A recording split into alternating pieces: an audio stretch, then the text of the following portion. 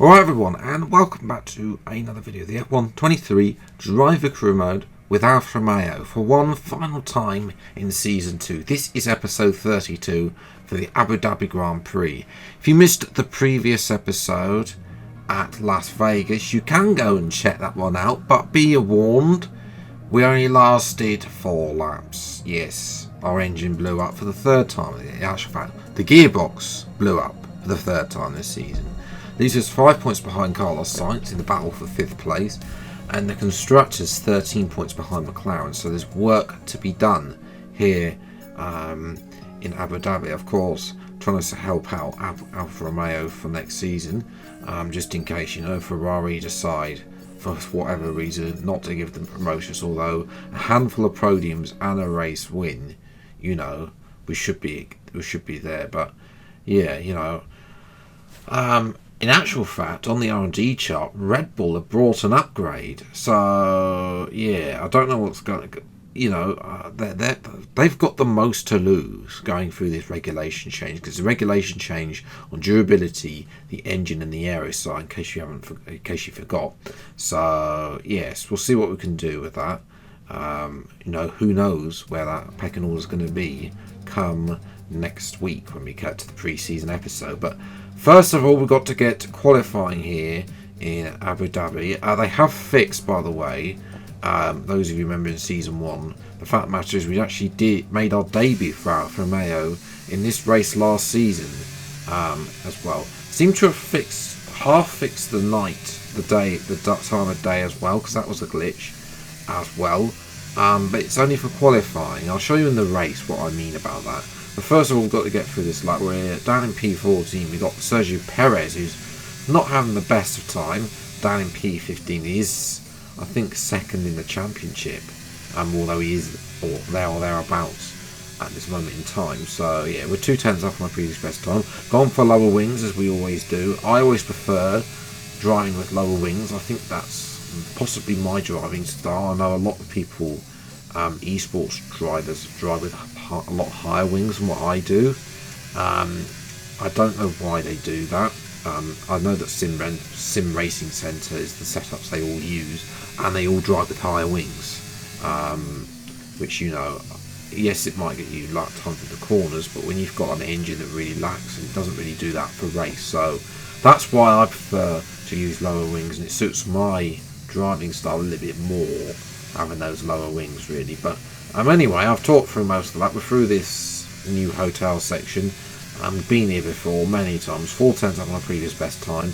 As we come through the final corner, then losing a little bit of time on the exit there. Quite didn't want to kick that curb, and we're only P14. So yeah, but we're only 10th behind Alonso in his final race, because of course he announced he was retiring ages and ages ago. He is actually going to retire now. Perez moves up to 3rd. Leclerc, obviously there's a battle, although Verstappen's won, there's a big battle between Leclerc, Perez and Norris for 2nd in the championship. And Norris only P10, he's going to be on the back foot. So we'll see what we can do from 14th on the grid then. For one final time in Season 2, it's time for the race. It's time then for one final race in this year's Formula One World Championship. 2010 saw 4 drivers in contention for the title coming into this race, with Sebastian Vettel prevailing to become the youngest world champion to date. Is the one last sting in the tail awaiting us today? It's time to find out in the Abu Dhabi Grand Prix. We have 16 corners here at Yas Marina Circuit, 7 to the right and 9 to the left. It's a total lap distance of 3.28 miles, 2 long straights and overtaking opportunities throughout the lap. And we expect average lap speeds of around 123 miles per hour. So with the race not far away from starting, here's what today's grid rundown looks like. Max Verstappen put in a fantastic lap yesterday, and he'll start from pole position. Edging out Sergio Perez, who lines up P2. As we continue through the rest of the grid today, we have Leclerc, Russell, Oscar Piastri, Ocon, Tsunoda, Norris, Bottas, Sainz, Gasly, Fernando Alonso, Joe, Phoenix, Hulkenberg, Albon, Magnussen, De Vries, Stroll and Logan Sargent. preparations almost complete. Let's head down to the track. With the Grand Prix nearly upon us, Anthony Davidson is by my side once again to offer his perspective. Why don't we kick off by discussing Max Verstappen? And we welcome Anthony Davidson to the commentary box. And we're looking at the champion. Can they relax, or are they going to be taking it as seriously as they did race one? It really is well deserved. I wouldn't say it's been a faultless title challenge, but certainly one that's been consistent and well managed. Here's hoping they let off a bit of steam today and give us an exciting race. Right, it's been a long, hard season. We're almost at the end, but we cannot switch off until after that checkered flag today. Let's try and end today's race on a high note. Yes, I think that's the plan. I think we can get points from 14th. You know, they're not too far away, and the race pace is usually better for me. Tyre racing is a bit harsher here than elsewhere, so it's I think we're gonna be involved with the hard tyres, no matter what. Yeah. Having to think about what to do, I think we're going to start on the mediums, just in case. I don't want to be caught by one of those safety cars. Sainz on softs, is that a two-stop from the Spaniard in the Ferrari? I'll have to wait and see about that. He had a penalty as well, not to help any matters for Ferrari there. So far-bred lights then for the Abu Dhabi Grand Prix, and away we go. And it's actually an okay start, better than I think that was Gasly or Ocon. One of the Alpines had a terrible start there down the inside of the Haas, and we're up another couple of positions. So it's been an okay start up to P12 as well. Up at the front though, of course the two Red Bulls with Sainz not taking that penalty is down the order. Lando Norris going side by side with Charles Leclerc in the background, but Leclerc will fold in behind Norris. Meanwhile, we're having a look at making potentially a double dive on one Tsunoda. He gives us the space, but we take a bit of the curbing. We've got Bottas though up to P11. Now can we look and getting Tsunoda? You know, that would be for the top 10, but Bottas is going to come back at me down the straight, which of course narrows at this point here as well. But Bottas breaks, so he has to try and go around the outside. There's been a bit of kerfuffle as well. Bottas comes back, but he's taken the curve. We're able to keep P11 for now as well, and that's going to make him vulnerable to Zhou Guanyu behind in the Haas. They're still going to go side by side through the ultimate corner, still side by side through the final corner as well. This is an unusual place to make an overtake, but Bottas hands on for now as we're going to dive down the inside. Oh, we're going to get both of them as well. The brakes did not want to stop there, but we are going to get both Alonso and Tsunoda there, move up to P9. So here's a replay there. You know, I wanted to get Tsunoda, but didn't want to get Alonso, and then that camera cuts away there. So you can see what I mean about being light. It's this cloud effect, I think, is not quite got the right lighting. That is Leclerc going past. That's George Russell, not Lando Norris, excuse me, that was in third. But George Russell's going slowly, and that's Russell out of the race with an engine failure. So, you know, he was looking to get past me in the Drivers' Championship, but sadly for Russell it's not going to be for him, and he's out of the race just like he was yesterday. Well, I'm going to have a look on the outside. Esteban Ocon at turn 10, I think this is. Around the outside, we've got the purple middle sector. There's a bit of contact there, but we are up another position. Didn't want to make contact there, to be honest, but I mean, yeah, so I think I've gone wide, and then I think because then the racing line narrows at that point, it's in the middle of the corner, and I'll show you the on board with him. You know, there's no malice intended, but yeah, he has a wobble there actually, and then again, yeah, he could have been a bit tighter. I mean, maybe I should have left him a bit more room, as they're going 3 wide between Norris, Piastri, and Sainz up the road. Sainz on the soft tyres has got to make the best use of that before they go off, and Piastri's got in front of Norris as well. Now Sainz is going side by side. Obviously we need to try and beat Piastri today. We want to get any chance about scoring that McLaren by those 14 points that we need to overtake them. I think because we're on 1 point each, I don't think countback is in. I don't know if countback is in our favour or not, as that is Sainz getting past Piastri, but they've all got problem with Abu Dhabi is there's 2 DRS zones, and that second DRS detection point is an issue. As Sainz is all over the back of Piastri with the soft tyres, around the outside lap later, turn 10, and he is moved up another position up to P4. So Sainz needs to now run away. We're on sort of on the back of that, but don't really have any pace making inroads, and that is Leclerc. He's got past Verstappen, and now he's going past Perez, and he's going to take the lead. So that could be crucial for the battle for second. Leclerc taking the battle there, but it doesn't last for long. Perez gets past him first, and now that is Verstappen getting past Leclerc on the following lap. So DRS very powerful here as well. So the Red Bulls are 1-2 at this moment in time, as we'd expect they would be, with the fact their dominance on the R&D tree as well. Ocon's having an attack on us. We've left him space. The braking assist doesn't really work for that corner. There's a yellow flag behind, and that is for Nico Hülkenberg. His Haas car has decided he doesn't want to take part anymore, and he's out of the race with an engine failure. As well, and he's taken out one of the bollards for good measure as well. Yes, back to RPV on lap 9. We've got again the DRS games are now kind of being introduced to get DRS down this first straight. Although we are side by side with Ocon down this, but we should be able to breeze past really. Without the natural fact, Tsunoda's going to have a go down the inside of Ocon, and they're going to go side by side. Be nice if Tsunoda and Ocon can battle a bit and fall out of my DRS. That would be absolutely fantastic. As Sainz starting to struggle now, he's fallen behind. I think that's Piastri's fallen behind. It is, and now he's going to fall behind Lando Norris as well. So Sainz's soft tyres not going well, and he probably needs to come in. Tsunoda having another go at Ocon there, round the outside, turns the inside for the next corner as well, and Tsunoda is through, but Ocon will come back with DRS, and they're still going side by side through into the final corner. But Ocon holds on for against Tsunoda, but Tsunoda's going to come back on the exactly next lap, down with the first part of the DRS zone, and get up into P7, and we'll hold on to this time. But this time, we're not able to pull away. Tyre wear is, to be fair, we've done 14 laps, and we are coming at the end of this lap as well, but obviously when we need to, we do let them pass to get DRS. But yeah, DRS down the second point isn't as potent as the first one. We give him a bit of space because he was proximity arrow there, didn't like how close he was on there.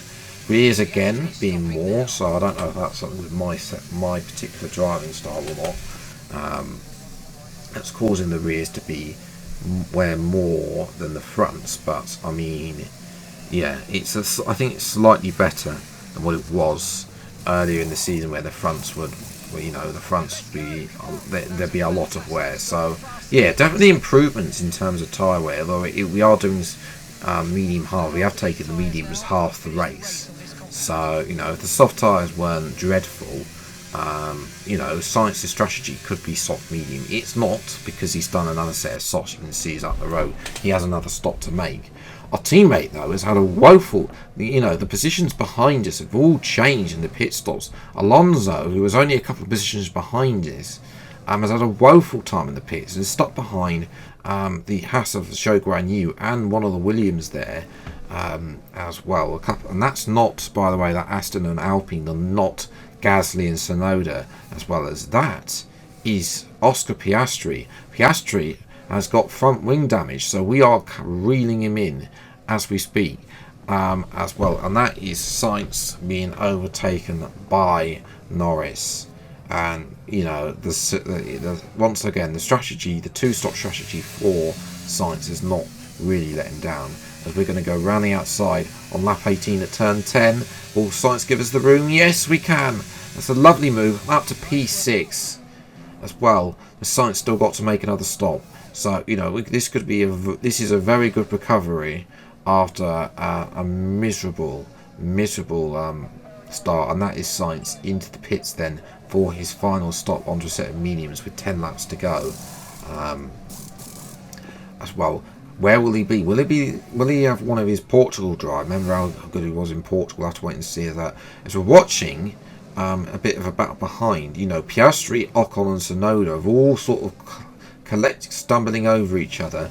Although Piastri has front wing damage, he's still got the DRS, and the DRS on the McLaren powered Mercedes powered McLaren, excuse me, is enough to be able to get Piastri to hold on against Ocon and Tsunoda, and that's going to allow Bottas to join as well. It's unfortunate Alonso is a long way down the finish. This is not the way he'd like to have finished his career, I'm sure, as well. And we're just going to watch the man in 10th place here, because Nick de Vries, I haven't mentioned him, but he's still, I think I've forgotten that he's in this championship, but he's still there in the other Aston. He's currently in 10th place. He hasn't been anywhere near the points since that crazy race in Jeddah. Can he get in the points? That'd be some... Well, I don't think it's quite so crucial for Aston Martin, the championship, but we'll have to wait and see about that. As well as Tsunoda's gone clear. He jumped to lap 26. Ocon is fighting the two McLarens. We need to play the DRS zones, because Tsunoda's found some pace as my tyres have gone past 25%. I'm pretty sure Tsunoda hasn't. As well, the Alfa's got pretty terrible tyre wear. Lap 27, we're going to have to get DRS again, but a little bit of a slide there. Not the best exit at turn 5, and well, we are going to have to use DRS here and a bit of ERS. Not too much. I'm going to save that, of course, for defence. Can we have a go around the outside here? The side better against that. You know, we're going to cut in here. Make sure we get the better exit out. Try and get the better exit. A bit twitch there again on the rear. Now we're going to have the DRS here. Use a bit of ERS, and it's going to be the same move that we did on Piastri. Round the outside at turn 10 and up to P5. But we retake P5 as well. As that is Piastri. He is fighting Nick de Vries. So that's Sainz in front. You know, Piastri is falling out of the points as it stands, because obviously Sainz has leapfrogged de Vries, so that de Vries has been dropped down to P11. But can he get that point back from Piastri? We'll find out shortly. We've got, Yuki Tsunoda, his teammate, having to go down the inside. We're going to slam that door shut at turn 10 and reclaim P5 for now. But now, can Yuki do it? Ocon's closed in as well. He's taken a second out of us in the last 5 laps as well. You know, Bottas and Sainz surely not too far behind, but it's not going to be enough. Where's Tsunoda? There's no dive down the final corner. Round the final corner we come, and I'll take P5 after qualifying P14. Yeah, I'll definitely take that. It's a good recovery after a less than ideal qualifying. As well, I think qualifying in this game is actually better than previous years once you get past season 2, although we'll see next season as well. Race pace was fantastic. 24/7 our fastest lap. You know, that's similar to what the Alpine, you know, and their much faster car, not too far off a couple of other cars as well. De Vries did get Oscar Piastri in the end for P10 and that final points paying position. So that's a great job by De Vries and Aston Martin with the strategy to jump a whole load of cars to get in front as well. Stroll also did a 2-stop, but I mean he was only fighting for last position as well. Almost got lapped almost like Albon did. So yeah, that means that Verstappen won, but Perez obviously solidifies P2. Norris and Leclerc end up with exactly the same points as well. We finish in P5, which I think in the Alfa Romeo is fantastic. We've got lucky at times this season as well. Albon and Sargent, the only two not to score any points this season. As well. In terms of the constructors, it was 7 points behind McLaren, a little bit disappointing. Aston, of course, those points helped us clear ahead of Alpine as well. But obviously there's regulation change, so this could all change. Who knows what season 3 is going to hold at us. Max Verstappen again won another race. You know, he's won 3 of the final 4, 6 races over. 6 races overall. Out of the 16, you know, he was nowhere in the first. He didn't score for the first 2 races, so obviously had that DNF at Austria. But since he has really, apart from Qatar, which was really a blip, not winning at Vegas, which he probably would have won had we've actually driven that race properly. Russell actually 2 DNFs in the final 2 races. I'm sure he would have been able, he was up there as well. I'm sure he would have been able to have outscored us in those final 2 races had he not DNF'd. Well, he crashed, of course, in Vegas, if you recall, as well. Yeah, for us, it's a solid. That's a very solid season. A race, picking up our first win at Belgium, a couple of P2 and a couple of P3s alongside that. Yes, we were lucky at times, but you got to take luck in Formula 1 in these lower cars. Now, well, will there be Ferrari next season? You're going to have to wait to find out, because that's where I'm going to leave it to for this episode. If you have enjoyed, leave a like, subscribe to the channel, and you see plenty more F123 driver career videos. I'm trying to aim for 1,000 subs before the end of the year as well. The pre-season episode will be out, hopefully out next Monday. So yeah, until the next video then, I'll see you next time. Take care, enjoy your day, and goodbye.